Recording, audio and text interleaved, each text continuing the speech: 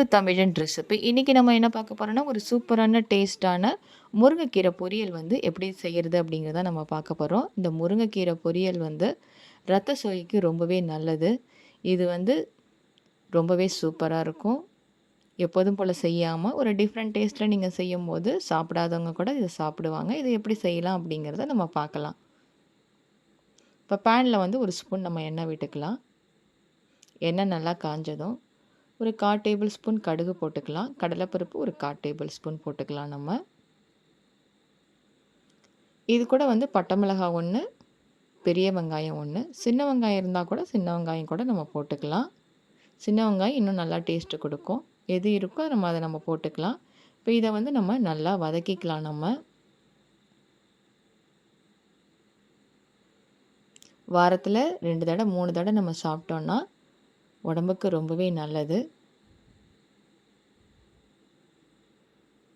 இப்போ இந்த முருங்கைக்கீரையை வந்து இது கூட போட்டு நம்ம வதக்க போகிறோம். இந்த முருங்கைக்கீரையோட இந்த முருங்கைப்பூவும் இருக்குது பாருங்கள், அதுவுமே உடம்புக்கு ரொம்ப நல்லது. முருங்கைக்கீரையை மட்டும் நம்ம அது பண்ணாமல் அது கூட பூவும் சேர்த்து நம்ம செஞ்சு சாப்பிட்டோன்னா ரொம்பவே நல்லாயிருக்கும், உடம்புக்கு ரொம்பவே நல்லது.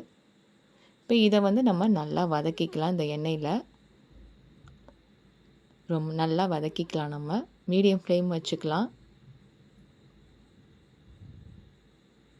கீரையை வந்து நல்லா வதக்கிக்கலாம் நம்ம.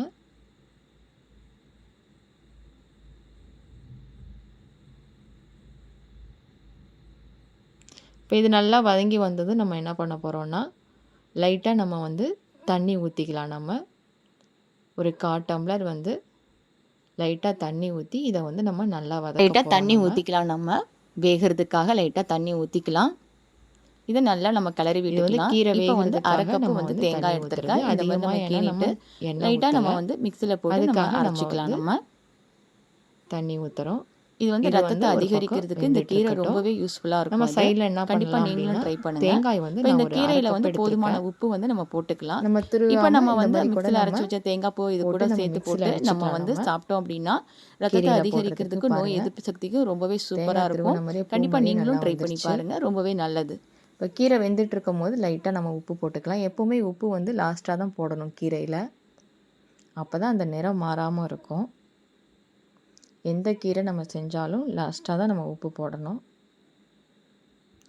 இப்போ நம்ம அரைச்சி வச்சுருக்கிற இந்த தேங்காய் பூவை இது கூட நம்ம போட்டுக்கலாம்.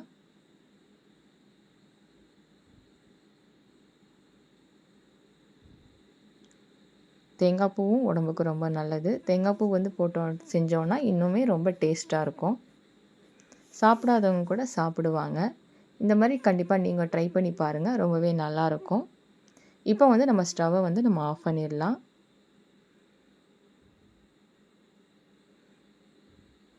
பாருங்கள், பார்க்கவே ரொம்ப சூப்பராக இருக்குது.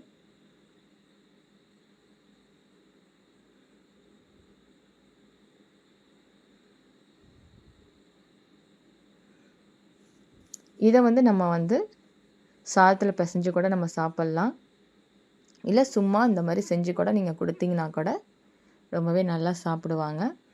கண்டிப்பாக நீங்களும் ட்ரை பண்ணி பாருங்கள். பிடிச்சிருந்தால் லைக் பண்ணுங்கள், ஷேர் பண்ணுங்கள், சப்ஸ்கிரைப் பண்ணுங்கள். நம்ம சேனலை மறக்காமல் கமெண்ட் பண்ணுங்கள்.